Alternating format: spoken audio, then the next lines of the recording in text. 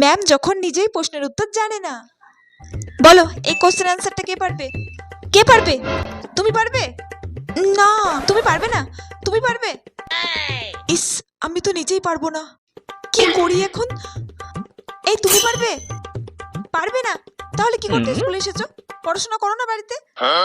ধুর বাবা, কেউ তো একটা বল। আমিও গাধা, তার সাথে তোরাও গাধা।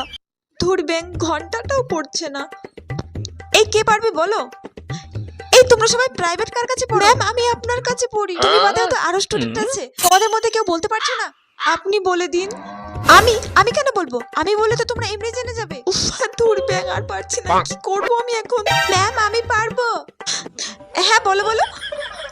ওর কাছ থেকে শুনে নাও সবাই, আর শিখেও নাও ও কেমন পড়াশোনা করে আছে। আর তোমরা কি করো সব বাড়িতে? উফ, ঘন্টা পড়ে গেছে। আচ্ছা ঠিক আছে, আজকের মতো এখানে।